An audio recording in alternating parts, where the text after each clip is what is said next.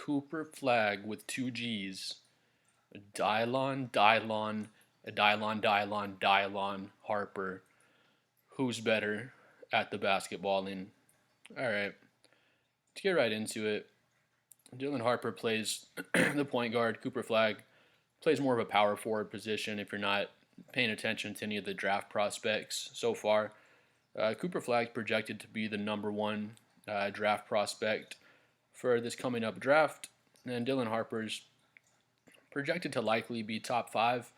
I'd say definitely top 10, but most likely top five, possibly even top three, just depending on which teams get the picks. But starting with Dylan Harper here, 32 and a half minutes per game, where Cooper's playing 31 minutes per game. So Harper is a minute and a half ahead of him on the minutes per game. So that's not really a big difference, but it does make a difference there. Field goal attempts 13.3 for Cooper Flagg with two G's, 14 for Dylan Harper. So Harper's getting about one more field goal attempt per game than Flagg is. 49.8%, so 50% from the field for Dylan Harper. So that's crazy as a point guard to be averaging 50% from the field. He's 35% from three, so a solid 3-point shooter as well, but he does a lot of work in the paint. He is, you see up here, 6'6", 215 pounds, so he's really big for the point guard position. He's kind of what a lot of NBA teams like to see these days, that oversized point guard. He plays really physical, and he has a three-point shot as well, obviously, at 35%. But yeah, again, the 50% for Harper. Cooper Flagg 48%. So, it's crazy. Harper's 2 full percent ahead of Cooper Flagg in the field goal percent, even though Harper plays the point guard position. Cooper Flagg's very efficient, but again, 50% is better than 48%, obviously. So we have to give that to Dylan Harper. He creates a lot of his own shots as well, so that's really impressive for his field goal percentage to be so high. Cooper Flagg creates a lot for himself also, to be fair. Cooper Flagg is kind of the center of Duke's entire offense. Flagg leads the whole team in all the five major categories. He's number one in Duke for points, rebounds, assists, steals, and blocks.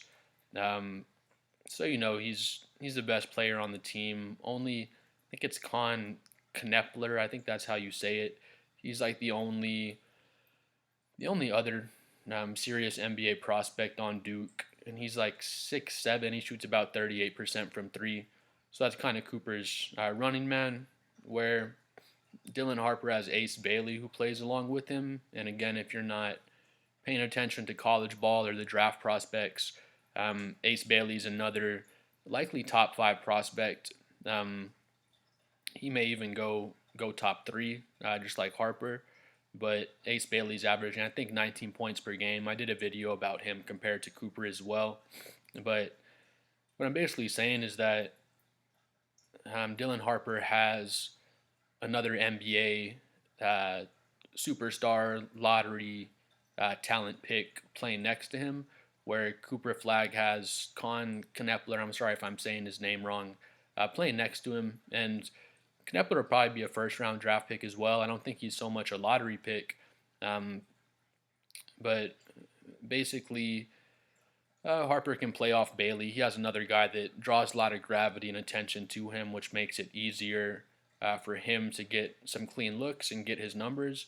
But to be fair, on the other end of that, he has to split his points and his other stats with Ace Bailey. He has to split some ball handling time. I mean, Harper runs the entire show. Ace Bailey, he touches the ball, but he really just gets it more off of pin downs and things like that. He's usually getting a lot of points off of Harper's assists. But basically what I'm saying is he has another superstar to kind of play off of, which makes things easier for him. And then Cooper Flagg doesn't really have that superstar style player next to him in college to play off of. But let's get back to the percentages, though. Dylan Harper, he's 2% ahead on the field goal percentage. So, again, that's really impressive, especially for him being a point guard.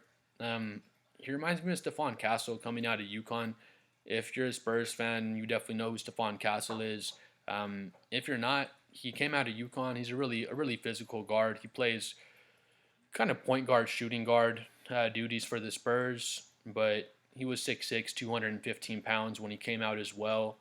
I don't say Dylan Harper is a better prospect. I feel like they're both kind of similar levels of talent. Dylan Harper has a better three-point shot right now, it looks like, but they both kind of remind me of each other. Um, Stephon Castle, this is his rookie season. He's super impactful on defense. He just bothers people on the perimeter. He guards a lot of star guards. Obviously, he's our number one defender on the perimeter, and he makes their nights really tough whenever he D's up on those guys. So I see Harper having the same impact. I feel like he's gonna have a good impact on offense. He's gonna be able to score and run a team, pretty well coming out as a rookie. He has very good basketball IQ, but I'd say the absolute worst case scenario for him is just coming out and being pretty much a lockdown type of defender on the perimeter, and just making such an impact defensively that you're gonna have to play him. He's gonna get minutes immediately. Coming out in the draft, he'll likely start for a team. With how high he's gonna go in the draft. But yeah, with that being said, coming back to the 3-point percent, they're exactly the same, 35% for both of them from three. Cooper Flagg's been impressing a lot of people with his 3-point shot. Coming out of high school, he could shoot, but a lot of people look like they can shoot in high school, and then they get to college, get to the NBA, especially when that 3-point line's way further back, and then their jump shot, pretty much disappears all of a sudden. Where Cooper coming into college, he's shooting 35% from three now. His mechanics look really good. His jump shot looks really good. Same thing with Dylan Harper. So I think they'll both be solid 3-point shooters in the NBA. I'm not saying they'll be marksman type of shooters, but I think they'll both at least have respectable 3-point shots at the NBA level. 73% from the free throw line for Dylan Harper. So you'd like to see some improvement there. I think he'll work on that and get better at that. He has good shooting mechanics. Where freaking Cooper Flagg, 81% from the free throw line. Again, he does everything well. I said in a previous video, my NBA comparison for Cooper is Jason Tatum. No disrespect to Jason Tatum. Cooper's going to have a really good career to make it up to Jason Tatum's level and have, win a championship like Tatum and have Tatum's success in the NBA that he's had. But just as kind of raw prospects, Jason Tatum does everything at a very high level. Cooper Flagg does everything at a very high level as well. There's no one part of Cooper Flagg's game where I say, man, he's the best scorer in college, or he's the best playmaker, he's the best rebounder, nothing like that. But you look at every area of his game, and he's very good at everything. Same thing with Jason Tatum. They're both a similar size, both 6'9", 6'10" guys that have similar skills, being able to do things in the perimeter and the post, and both being very good defenders as well. So that would kind of be my comparison for Cooper. But back to the numbers, 81% from the free throw line, so Cooper Flagg is a very good free throw shooter. That's definitely going to translate into the NBA. He has great mechanics, and it's not like, I guess, a fluky free throw season, I want to say. He's an 80% plus free throw shooter for his whole career, I would say. He's only going to get better, if anything. 8 rebounds per game for Cooper. Impressive for Dylan Harper, 5.2 rebounds per game, which is really good for a point guard. Again, he's 6'6", so he's an oversized guard, 215 pounds. He's really strong. So again, he'll be able to get down low and get some rebounds. He's probably the best overall point guard in the draft, where Cooper's just the best overall player in general. If Dylan Harper was 6'9" like Cooper, he'd probably put up some similar numbers to Cooper, but Cooper has the edge in the rebounds. He's three rebounds ahead due to his size and his strength. 4 assists per game for both of them. Dylan Harper's more like at 4.5, so we got to give him the edge and assist there. Again, he is the point guard for Rutgers, so he's kind of creating most everything for their team, except when he's just passing to Ace Bailey to kind of create his ISO stuff there. Where same thing with Cooper, probably even more so for Cooper. Cooper probably has more ball handling responsibilities than Dylan Harper because the people on Cooper's team, they rely on him to get pretty much everything except for Con Kneppel. Again, I'm sorry if I'm saying his name wrong. He can create his own shot a little bit from time to time, um, but even he's looking to come off screens and things like that. Um, get the pass out to the corner, come off pin downs and whatnot to get open threes. He's not really a guy that's just going to create for himself. So what I was getting back to, yeah, Cooper with the 4 assists, he has to create pretty much everything for his team. Everyone's relying on him to create good shots for them. Where, like I was saying earlier in the video, Dylan Harper has Ace Bailey next to him, and that really helps make things easier for him.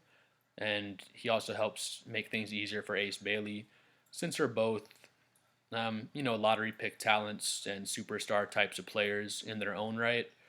Where Cooper doesn't have that superstar type player to kind of feed off on his end. But blocks per game, half a block for Dylan Harper per game, 1.2 for Cooper Flagg over here. So, needless to say, Cooper Flagg is a good half a block ahead of him. Um, you know, that's no surprise there. Cooper's 6'9". He's just an athletic freak. He jumps out of the gym. He gets a lot of weak side help blocks. He can guard people down low in the post. I feel like he's a 1 through 4 defender, and he'll be the same thing in the NBA. He'll be able to guard 1 through 4 positions there. And like I was saying, he gets a lot of weak side help blocks. He can also just guard someone one-on-one in the post and reject their shot. He can block jump shots. He's a very good perimeter defender as well. So, we expect Cooper to be a very special defender in the NBA, to be one of those lockdown style guys. Maybe not so much a lockdown, but just a great team style defender, and to be able to fit into any system with everything he's able to do defensively. Where Harper, he has the 1 steal per game, so that's solid. And again, Cooper's numbers make his defense look way better than Harper's, I guess, if you're just looking at the numbers. But that's not really the case. Cooper's defense is better. He's a bigger guy. He's more athletic. He has great instincts on defense. So does Harper. And again, Harper's 6'6". He's an oversized guard. And kind of like I was saying earlier, similar to Stephon Castle. If you look at Stephon Castle's blocks and steals numbers, they're not crazy. But if you watch a Spurs game, just like if you watch a Rutgers game with Harper playing, you'll see he just hounds people on the ball. He fights around all the screens. He gets really good contests on everyone's shots when they're getting their jump shot off, their 3-ball, whatever it is. He just makes people uncomfortable all game. And with him being 6'6", 215 pounds, he's just immediately going to have the strength to play in the NBA. And from day one, he's going to be an impact player on defense already as soon as he makes it in. But yeah, and then the last thing we're going to look at, points per game, of course. 20 points per game for Harper, 19 points per game for Cooper. So you got to give it to Harper on the points per game. He's about a 1.5 ahead of Cooper Flagg with 2 Gs. But if we come back here, 14 field goal attempts for Harper. Cooper's at 13.3. So Harper's getting about 1 more shot per game than Cooper. So if Cooper had that 1 more shot, he'd probably be close to the 20 points per game as well. But just going back over things, we have to give Harper the check over Cooper Flagg in the points per game. Turnovers per game as well. I didn't mention that, but 2.3 for Harper, 2.6 for Cooper Flagg. Give Harper the slight edge there. It's not a big difference, but again, like I was saying, both of them handle the ball a lot for their team. The offense runs more through Cooper for Duke than the offense runs through Harper for Rutgers, because again, he has Ace Bailey to feed off of, and he can run the offense as well and create his own shots. Ace Bailey can, rather, when Harper just passes the ball to him. Where with Cooper, they're kind of counting on him every single possession to kind of create for his guys. But with that being said, we have to give Dylan Harper the edge in the turnovers. One steal for Dylan Harper, 1.5 for Cooper Flagg. So Cooper Flagg's got him by half a steal. Cooper Flagg's got him by almost a whole block, not quite, but close to a whole block. 0.6 blocks for Harper, 1.2 blocks for Cooper Flagg. Again, Cooper Flagg is the better defender. Not to take away anything from Dylan Harper. He's going to be a great perimeter defender at the NBA level. But Cooper Flagg, I feel like he's just going to be a great all-around defender, great help side, great one-on-one defender, very good post defender. That's the most exciting part about his game is his defense, to be honest, in my opinion.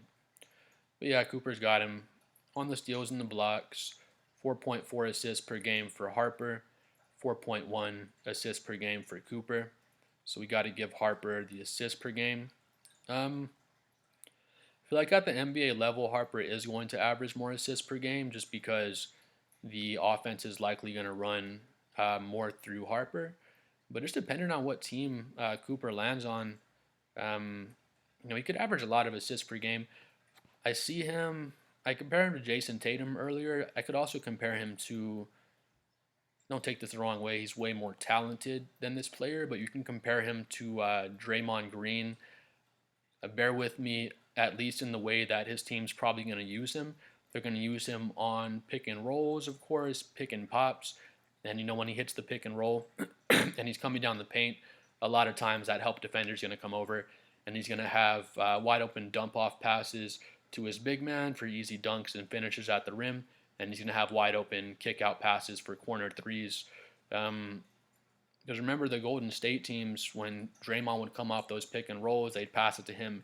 He's coming down the lane, and a help defender would come, to try to stop Draymond for whatever reason. They give Clay a wide open corner three, or give Harrison Barnes a wide open corner three, and imagine freaking Cooper Flagg coming down the lane. He's gonna dunk on you, like he might even dunk on two people if he wants to, but people are gonna be worried about him coming down off that pick and roll. There's going to be a lot of help going his way, which is going to give the people around him a lot of open shots, which in turn is going to give him a lot of assist opportunities. But yeah, I got to give Harper the slight edge on assists for now. 5.2 rebounds for Harper, 8.2 rebounds for Cooper Flagg. So Cooper's got him by 3 rebounds. 73% shooting from the free throw line for Harper. 81% from the free throw line for Cooper Flagg. So Cooper's got him on the free throws. They're both shooting 35% from 3. So they're both going to be, again, I don't necessarily think marksman shooters in the NBA.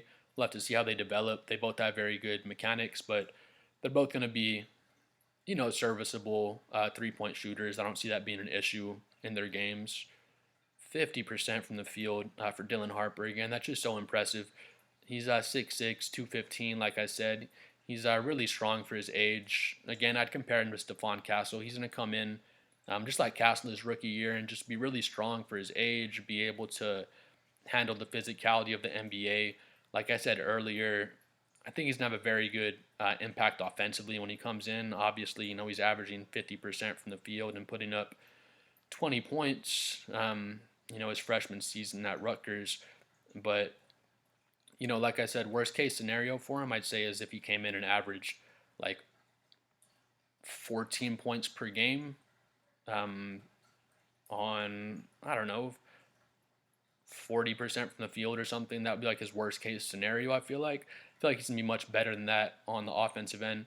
But let's just say he does average 14 points per game on 40% from the field. He's still going to be playing 35, 40 minutes a game for whatever team picks him up, I bet. Again, say he did average the 14 points, he's going to be giving you lockdown defense on the other end, no matter what. Again, like I said before, just like Stephon Castle, you're going to have to play Harper a lot of minutes just because he's going to make life so hard for the other team's point guard, shooting guard. Just whoever you put him on defensively, he's going to be able to switch 1 through 3. And like I said, again, worst case scenario, he's going to be a major impact player defensively. And he's going to be good offensively. I think he's going to be good already. his rookie season, but as he develops, he's just going to get better and better. But yeah, then Cooper Flagg's field goal percentage, 48%. Again, that's crazy. Dylan Harper's 2% ahead of Cooper Flagg. Um, Cooper, just off the top of your head, you'd think he's more of an interior style player, but he's really not. I mean, he takes the 4 threes per game. He shoots a good amount of mid range shots. And whenever he's shooting from the mid range, it seems like he just gets to his spot. It seems like he gets the exact spot he wants to. He has a nice little off the dribble pivot. He has like a reverse pivot that he likes to get to for his mid range shot. And it seems like he just always gets a good shot when he shoots it. But even with that being said, like I said, it's just so impressive. Dylan Harper with the 50% from the field. Um, but again, they're both going to be efficient offensive players in the NBA. I feel like with Cooper's size and strength, he may be, or I anticipate he'll be a more efficient player. And just with like the shot selection he'll be taking, because I feel like it'll be even more, even more inside once he gets to the NBA. But that's not to say Dylan Harper is not going to be very efficient, because the 50% is just crazy for a point guard. But yeah, please comment below what you think, and please let me know who your NBA team is and which player you would draft if you had to draft one of these two. Again, I'm a San Antonio Spurs fan, so if I had to draft one of these two, I would go with Cooper Flagg. Of course, I don't think every team would so much choose Cooper Flagg over Dylan Harper. Um, I'll make an example in a second here.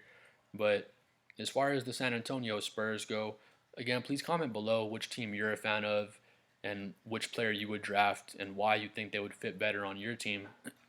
But for us on the Spurs, if you're familiar with the Spurs, I'm sure you know we have Victor Wembanyama, so we have our lockdown center. He's a freaking beast, best shot blocker in the NBA, best interior defender in the NBA. So we already checked that off with Wemby as our interior defender. We have Jeremy Sohan. He's another beast defender. He can defend small forwards and power forwards, and he's very good at doing that. And then we have Stephon Castle, who's a lockdown perimeter defender. He's our best perimeter defender, and he's elite at that level. So we already have the check on our perimeter defender. And then if we added Cooper Flagg to that, we have another lockdown. I don't know if I want to call Cooper Flagg lockdown. He may or may not be, but he's just a really, really versatile defender. He can guard pretty much 1 through 4. He can switch pretty much every single screen you put him on. He can play very good post defense on the interior. He can play very good perimeter defense as well. Then he's a very good weak side shot blocker. So to have his shot blocking next to Wembanyama's, and then with Stephon Castle's perimeter defense, I think Cooper would be the better choice for the Spurs from my point of view. Again, I think the majority of teams would choose Cooper over Dylan Harper. I think Cooper's going to have, I don't know if I want to say the higher ceiling. Cooper still has a lot of room to grow. I feel like Dylan Harper probably has even more room to grow. Honestly, he may have the higher ceiling for Harper, but with Cooper, he's just pretty much the sure thing. As soon as he comes into the NBA, he's going to be a very solid player. He's going to make a big impact from day one, and then he just has so much room to grow. So I'm excited to see what kind of player he develops into. And then same thing for Harper. I'm trying to think of an example now of a team that would probably want to draft Harper ahead of Cooper Flagg. I'm trying to think of a team that has like a really good interior defense that would need more of a perimeter defender. And honestly, can't even think of anybody off the top of my head. Please comment below if you can think of a team that would rather draft Dylan Harper in front of Cooper Flagg. And again, please comment the team you're a fan of and which one of these two players you would rather draft and why. I already kind of said my reason for why I'd rather have Cooper Flagg on the Spurs with his defensive versatility.